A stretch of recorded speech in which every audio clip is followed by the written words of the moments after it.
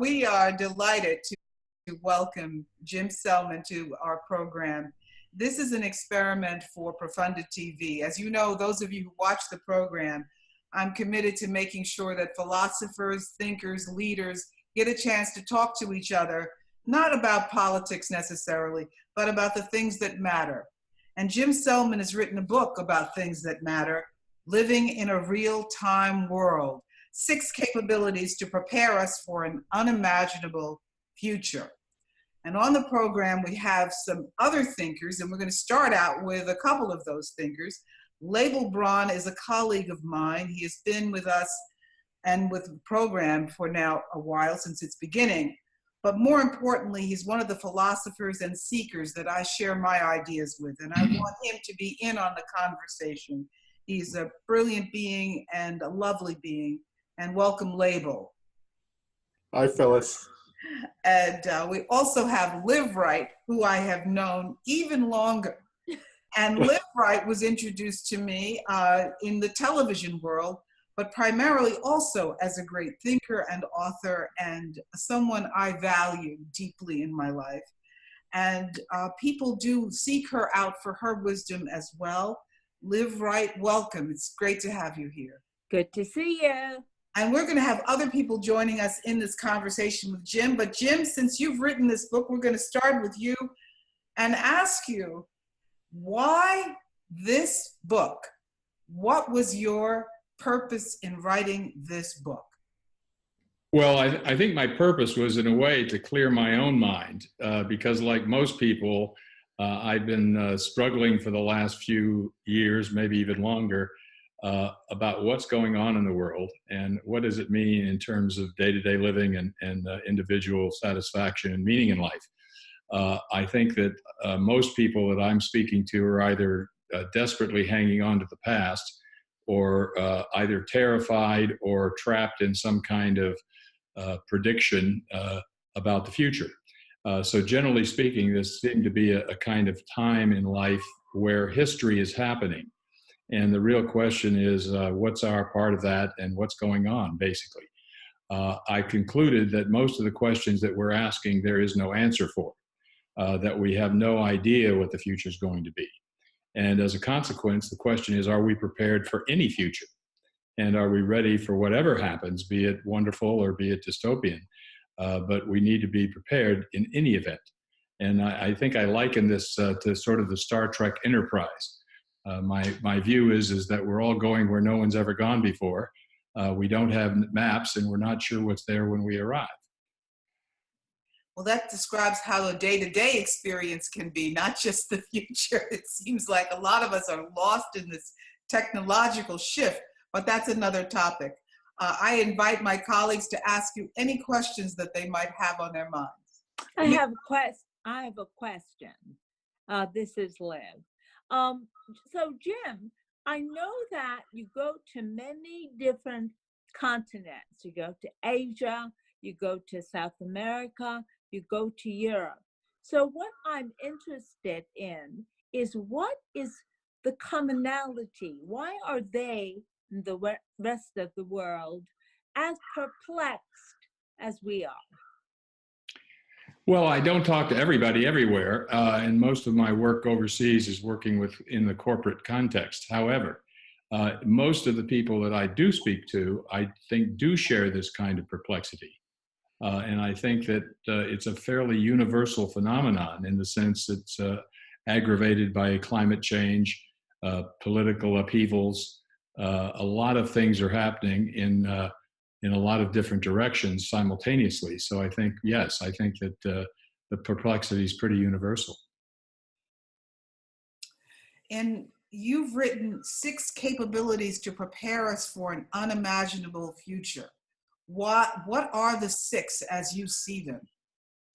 Well, I think it's a longer conversation, but one of the major capabilities is to confront that we.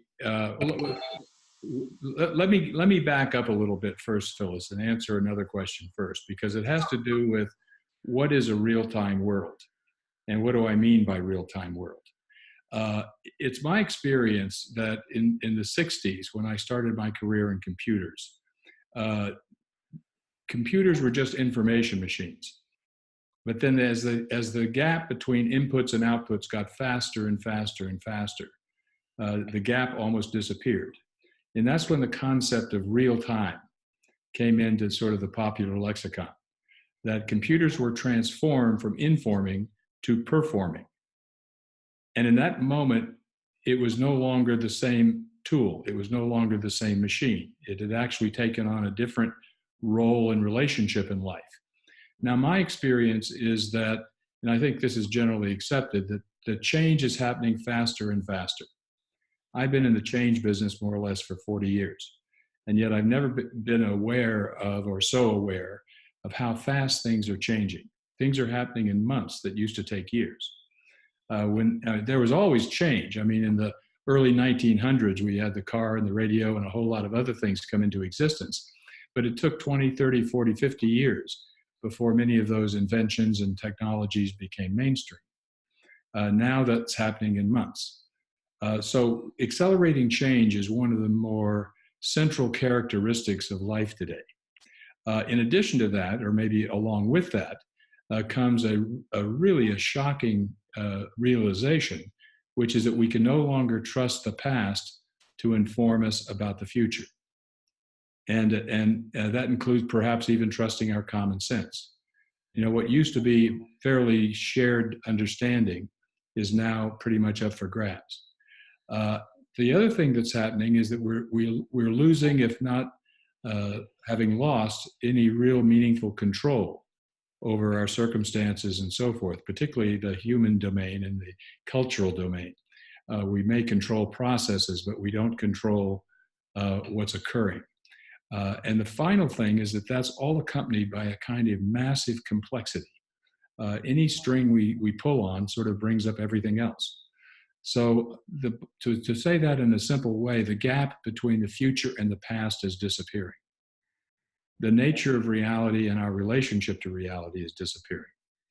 And as a consequence of that, the question is, are we prepared for whatever happens? Now, the capabilities that I've identified are by no means all of the capabilities that perhaps would be important or useful.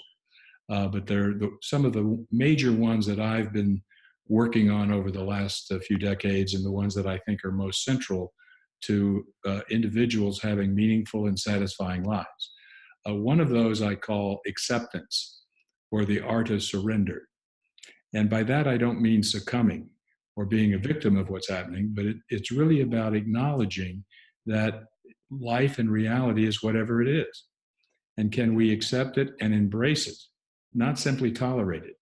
Can we understand that reality is happening regardless of what we think and feel, and begin to develop a healthy, happy, accepting relationship with reality, whatever it is? And that's difficult for some people, and yet it's also pretty profound when you find out that reveals that we have a choice of whether we either accept reality or whether we resist reality. I have to push back a little, and again, I invite my colleagues to ask you. The American Revolution was an example of people resisting reality. You're not suggesting that we lay down and accept what's thrown at us, are you? Is that what you're suggesting? No, laying down, it'd be kind of like succumbing, or Right. being overcome by, or becoming a victim of. When I talk about surrender, I don't mean that at all. Okay. Surrender is acknowledging that you don't have any possibility. When you realize that you can't win the game you're playing, you need to give up the game you're playing in order to create a new one. Mm.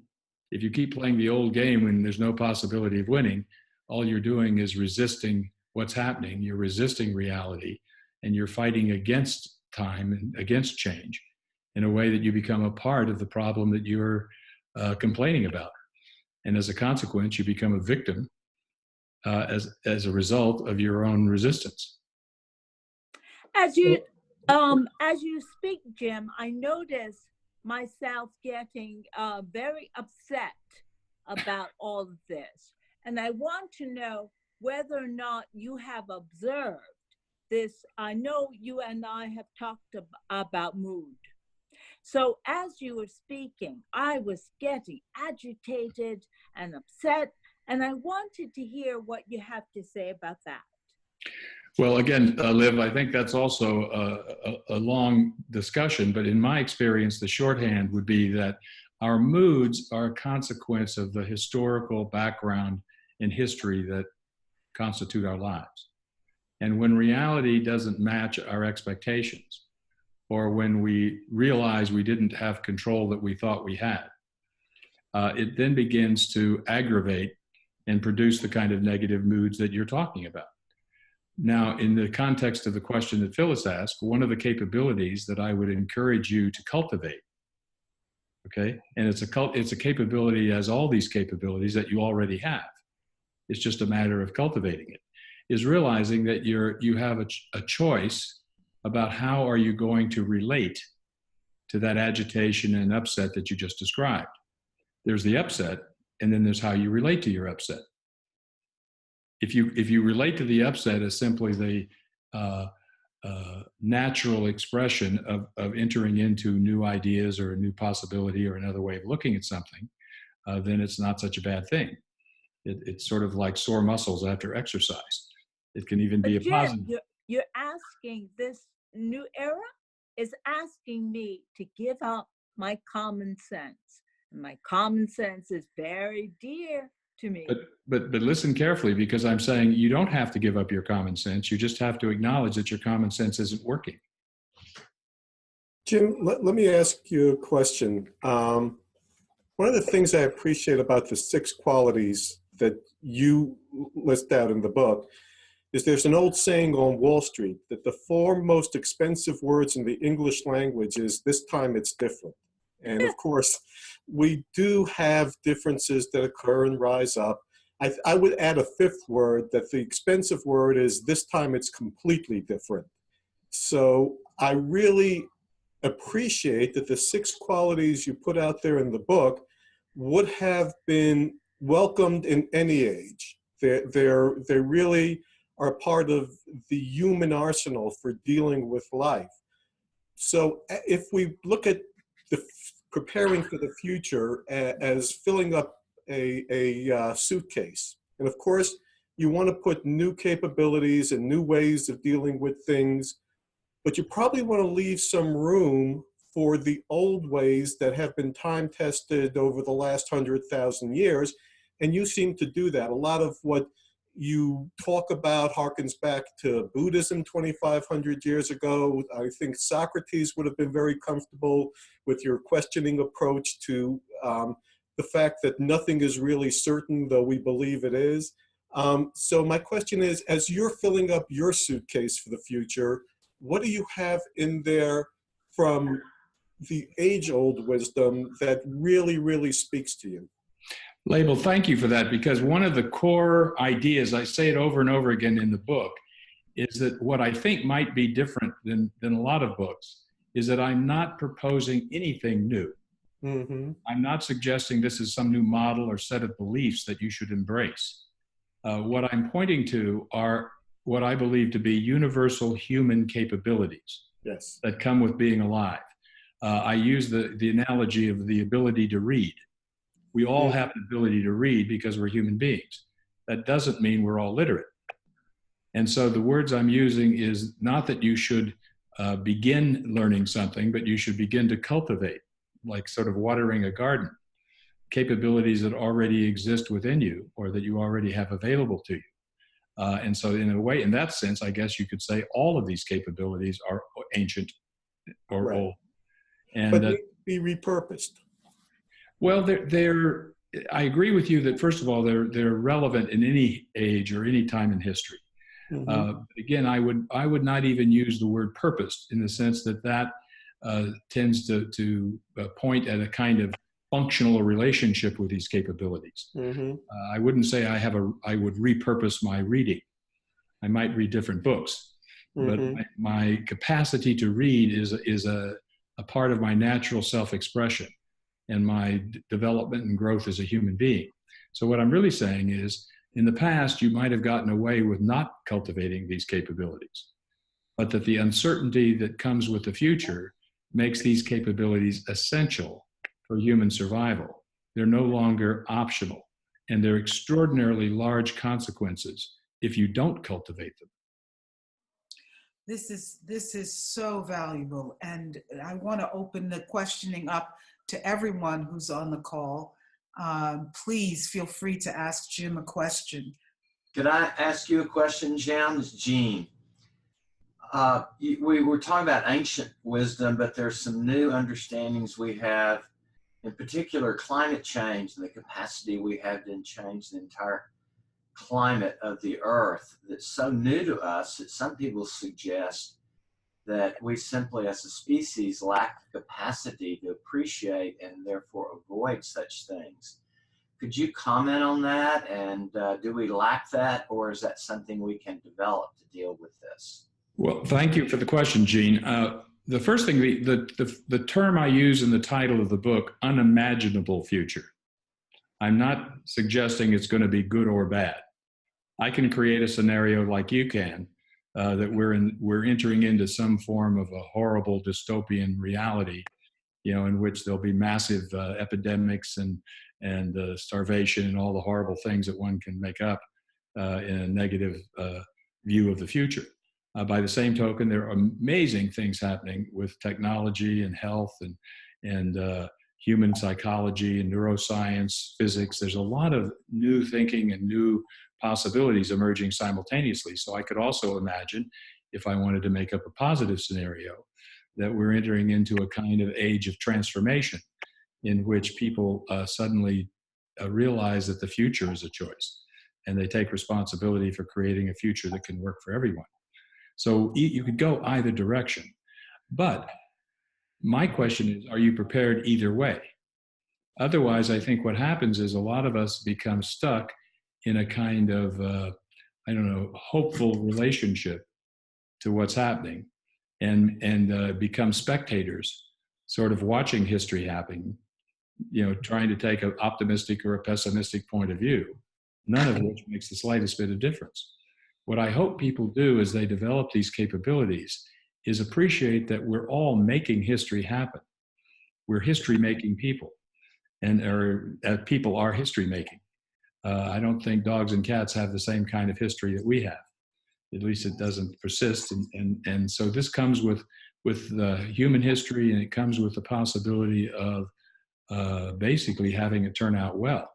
So while the future is unimaginable, I think if we're prepared, then we're going to make wise choices. And those choices will hopefully be in the direction of a world that can work for lots of us, all of us. Jim, your book is Living in a Real-Time World. Sometimes when I misread the title, I call it Leading in a Real-Time World. So that's a suggestion that you have a second book to write.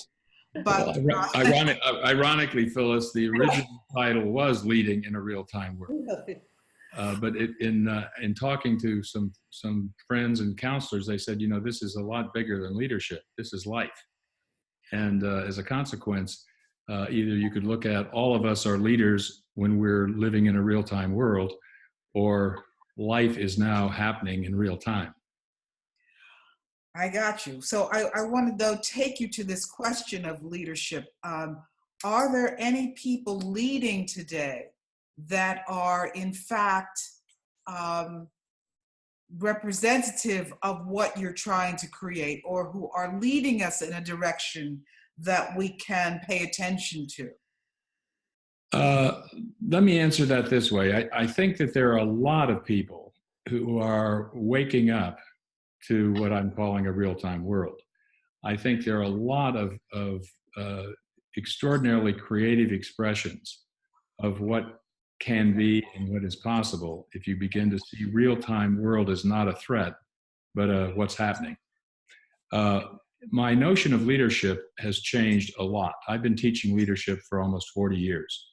And the idea of what leadership means is changing a lot.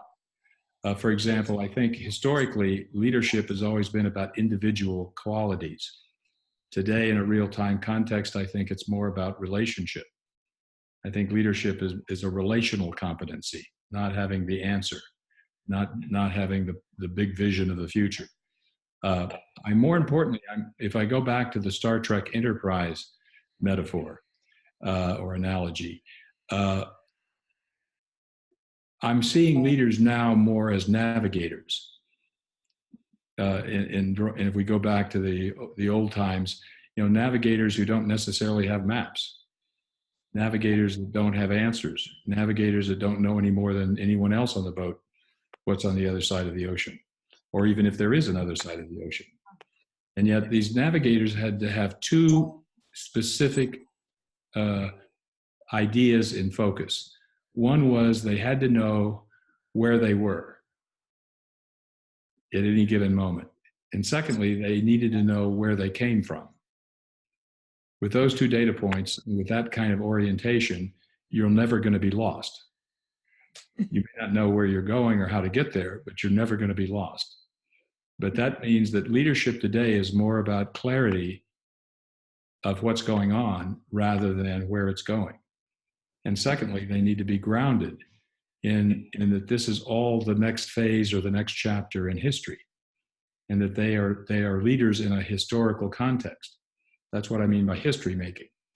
And as a consequence, if they have that historical root or historical foundation, and they're oriented around right now in terms of what's happening, I think that they can be effective leaders and recognize that all of us are participating in that phenomenon of leadership. That leadership is a social phenomenon. It's not the manifestation of individual genius. Jim, if I can maybe build on Phyllis's question and ask on the other side of that coin. I don't know if you're familiar with the work of Jeffrey B. West. He does a fascinating lecture on why corporations die, cities thrive, and everything gets faster. And he looks at a really fascinating question. The average age of the S&P 500 company now, from birth to when the brand no longer exists, is shrinking and shrinking and shrinking. Corporations are disappearing quickly. Cities, however, last for hundreds and even thousands of years, and he asks why. The answer he comes up with is really interesting, and I think very germane to the topic you're talking about. He says it's because cities have to accept crazies and corporations don't. That the mainline thinking is not ready for the future, but there's some crazy person in a city who's been thinking about what nobody else has been thinking about and comes up with an innovation that helps the city through that bottleneck to the future. My question would be, what crazies out there inspire you right now? Well, one of my favorite crazies, unfortunately deceased, which was Steve Jobs. Yeah. And I think almost any of the big names in technology would fit that criteria, from Jeff Bezos to Elon Musk. So I think any of the main well-known, innovative kind of people sort of fit that crazy criteria.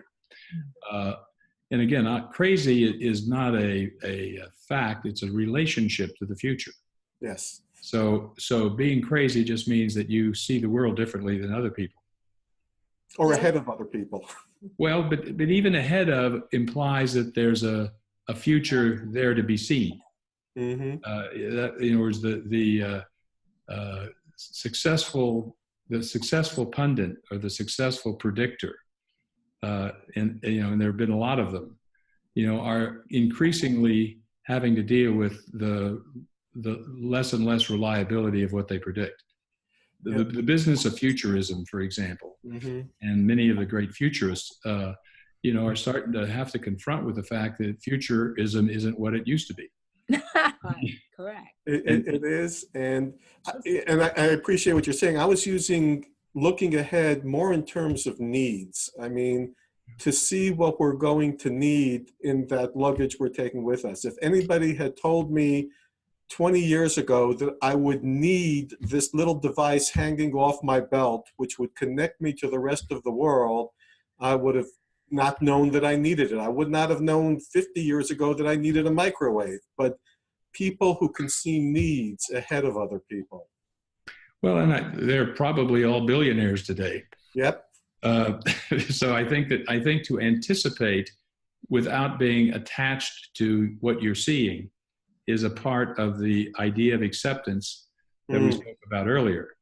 So I'm not suggesting that we're going to give up thinking about the future.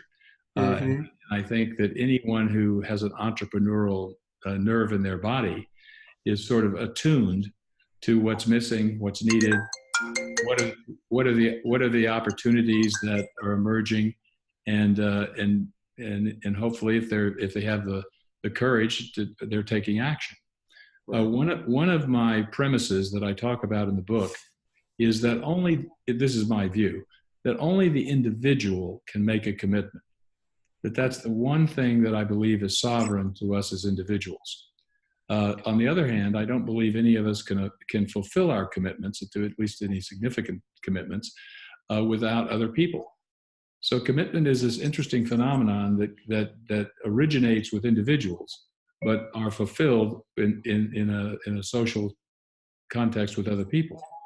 In that way, it begins to reveal pretty much the obvious, that while we're independent and separate from each other, we're also universally, permanently, and always connected to each other. It's no longer an individual versus organization or individual versus community.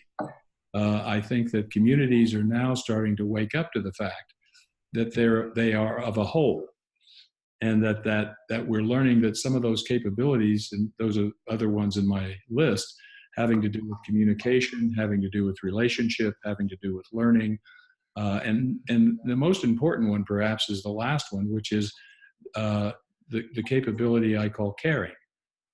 That we are moving from an era of control, I believe, to an era of caring. And it's not just caring about the future, it's caring about each other, it's caring about the planet, it's caring about where we've come from, it's appreciating and respecting. And in the end of the day, it's about love. And it's about appreciating that love is not about feeling so much as a profound commitment to the okayness of each other and the ability to allow other people to be different than ourselves. And then we begin to develop other practices, for example, of how do we collaborate with our differences, or how do we have conversations that build on our differences, rather than keep having conversations to try to homogenize our thinking into some form of agreement and sameness. That the enemy of the future, I think, is an addiction to the way it has been, and that it blinds us to our innate capability to create reality, our innate ability to create the future together. Blinds us to our innate capability to create reality, our innate ability to create the future together. On that note, I'm going to stop us for just a moment, and I'm going to edit this portion out right here where I'm speaking. Lori, can you make sure that whoever is making noise can be muted? I could hear some movement around. I can mute people, Phyllis. Do they have the ability to unmute themselves when they want to speak is my question. That's fine, but I'm saying there was some noise interference while we were on, not just the phone ringing, but someone is making noise by moving along. Okay, all right. I don't know who it is. Okay, I'm gonna mute Beth, Mr. Fullerton, and Mr. Dunaway, okay? Okay, unless they have a question. If you have a question, we're going to start in a moment, and I'll take your question. So just raise your hand and unmute yourself. Who has a question? Does anyone have a question? Rick or Beth? Can you hear me? It's Beth? Yes, Yeah, I can we can't see you now, Beth, so we need to see you. We're still not recording yet. I mean, we're recording, but I'm going to edit this out. Okay, Beth, I can see Beth. I can see Beth. Beth, can you speak so we can see us both? Can you hear me? Can you see me? Hello, hello? Okay, go ahead. We can hear you. Okay. Should I ask the question now or? go ahead and ask the question. On my end, I cannot see you, so I don't. Yeah, she's frozen on my end. Frozen, that's correct. Yeah, so I can't use the question if I can't see her. Okay. Well, no, I can. I'll find a way to do it. Go ahead, Beth, and ask her. Okay. Jim, this is Beth, and my question to you, we talked about navigation, and you talked about knowing where you are. What about knowing who you are, and how you mentioned in your book, I think you called it rigorous authenticity? Thanks for the question, Beth. I love the question, who you are. I'm just not sure that that's as important a question in a real-time world as it has been historically. Because who you are is also potentially evolving and changing as quickly as many other things, or who we are. And so I didn't want to get locked into a presumption or assumption that there's an answer to the who you are question. I think who you are may be changing, and again, I'm imagining, changing depending upon what new worlds are emerging. And so again, as long as you look at who you are as a moment-to-moment kind of answer, I think it can be very, very useful.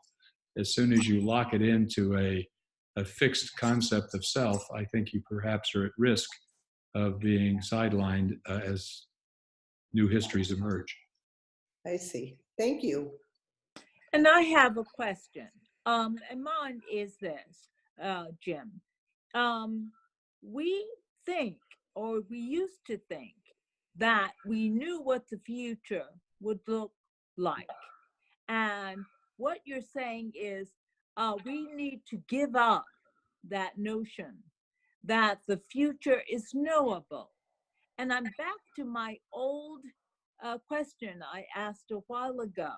And that question is, isn't that upsetting to think that I have to give up what I expect to happen next week, next month, next year? It's a very good point, and I think it's generally true for many, many people. If you believe that your beliefs are the truth, yeah, to be told that your belief is no longer the way it is, or that your belief is wrong, or your belief is just simply no longer functional, can be upsetting for sure. On the other hand, I think what I'm saying is that you don't have to give up your beliefs. You just have to build the capability to realize you have a choice. And if you see that you have a choice about your belief, you can keep the good ones that are working, and you can get rid of the ones that don't work. And there's nothing particularly inherently upset about that, or upsetting about that. Yeah. To build on that question, Jim, is the present completely knowable? Knowable in the analytical context, no, I don't think so. I think the present is a phenomenon, and you can sort of step out of it for a moment and have a conversation about what's present. But I think when you're presencing, or when you're in the moment of the flow, it's more like surfing rather than making analytical choices or decisions. I think even from an experiential point of view, I think the future is coming at us so fast that sometimes we lose the sense of the present. And I think we're losing our ability to savor. Do you find that as well? I don't know. I can only speak for myself. I'm actually savoring life more since I've begun this inquiry. But savoring as in appreciating and engaging, and it's like savoring in action. It's not a connoisseur kind of savoring so much as a being present much of the time. And I think the times that I am most present, I'm not even aware. And it's sort of that in the zone moment when you're simply in the flow of life, and you're discovering that life is working on your behalf, and there's no particular bad things happening. In fact, you're not even making very many judgments about what's going on. You're simply engaged in what's going on. And I think that's the way I sort of would think about experiencing being in the present.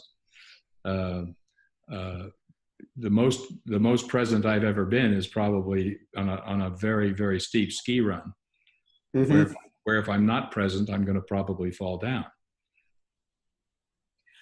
I'm going to stop at this point again. Jim, can you move back from the screen a little bit? You're moved in very close. Yeah, that's good. And same for everybody else. Liv, you too. Everybody's creeping closer because we're getting closer to each other. So, Jean or Mr. Fullerton, I don't remember your first name. Do you have a question? Jean, do you have a question? Yes, I do. Rick? Oh, sorry. Go ahead. Jean? Yeah, Gina, Jim, I wanted to ask you about the word caring you used, which has been a concept I've been really focused on lately. And I noticed a distinction between that I've made between caring about each other and actually caring for each other, like as in taking care of each other. And I notice a lot we say, I care about you, I love you, but it's an abstract conceptual thing. And we live in a world that's basically everyone's kind of own their own, care for yourself, rather than actually caring for each other and even beyond that, the world. Could you talk about the distinction that you see caring and the role it will play in our future? Let me answer it this way, Gene. I'm using caring in a kind of existential sense. I'm thinking about caring as a kind of way of being or a central organizing factor in our relationship with everything in life. It's been my belief and study that in every era of human beings, there's been a sort of a central organizing idea. In the Middle Ages, it was primarily personal salvation, at least in Western Europe. And that was the primary organizing context for life. That was what organized our way of being in the world. In the Renaissance, that evolved into something different, where it was more a concern for learning or beauty or something of that sort, became the kind of central organizing force. And I think in the industrial or in the 1700s, it sort of moved into a more rational, reasoned relationship with life, learning and objective learning and the whole Cartesian worldview. I think then in the industrial era, it began to morph again, and that became about control and production, I think. And I think that's the one we've been living in for the last couple of 100 years. In my own case, I think caring is now emerging as a central organizing idea for the future, at least the foreseeable future. One, because we're already caring beings. I think that also comes with who we are, and secondly, because if we don't care, the consequences are extraordinary. You know, and if we don't care, I think the likelihood is that the future is going to go more to the dark side than something that we would want to call a life worth living. In other words, what I'm not doing is talking about how we care or what caring looks like, or that there's some form of template that reflects whether you care or not. It's much more of you are caring, and then that caring gets expressed in different ways depending upon different people and different commitments and different concerns. As we move towards the end of this discussion, Rick Fullerton, do you have a question? I have both a question and a comment. The comment is I really appreciated the book. And you know, I have a lot of history with Jim over the years, and I thought I think the book is a great summary and builds on a lot of great work that he's done over the last 30 years that I've known him. The question, I guess, and I'm not quite sure how to state it concisely, is I'm really interested, Jim, in your views about how this is likely to be received by different age people. I have kids, I have grandkids. I really get what the book is about and the way it's framed, but I'm not sure how and what your thoughts are about how it'll be received by people that are in their 20s or in their 30s. I'm curious about that. Well, I guess a couple of thoughts on this, Rick. First of all, I don't know the answer fully. I have an idea. I have an idea that if the book is relevant, it's pointing at something that's already occurring. It's not something I'm asking people to believe or agree with. Okay, and as a consequence of that, and I think about my children and soon my grandchildren, is that they're already disconnecting from the future the way you and I grew up connected to it. So, for example, I think they're already not concerned about long-term careers, for example. You know, they're much more concerned about day-to-day functionality, day-to-day relationships. The whole Facebook phenomenon is already a world of relatedness. And it begins to reveal the pre-commitments and pre-concerns that must give rise to that kind of practice or that kind of world. Whether you agree or disagree with the technology is irrelevant. The fact is people are using the technology to relate and connect. You know, and they're very, very focused on telling their story as a kind of record of life in a way rather than as a predictor of the future. And those sorts of things I'm not complete on. I'm thinking about it a lot and observing how they are already adopting and developing and cultivating a lot of these capabilities that I've been speaking about. Learning in the notion of collaboration is much more of a central conversation and central practice to the point that I would expect that before long, not collaborating is going to be weird. You know, as an example. So again, I think society and human beings are already building these capabilities into their day-to-day practices, such that I suspect that we would not even recognize how our grandchildren and great-grandchildren's lives might look in 20 or 30 years.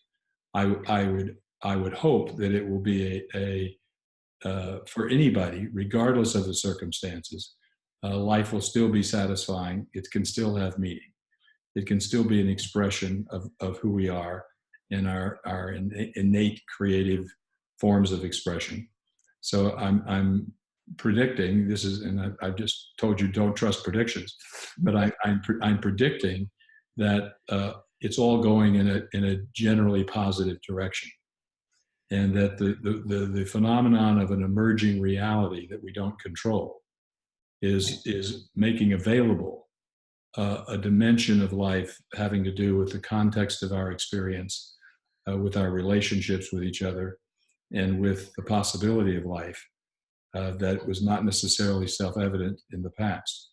I believe that we are now beginning to appreciate that just as human beings live in language and that human beings have these innate capabilities, human beings also are always living in a context of possibility, whether they know that or not.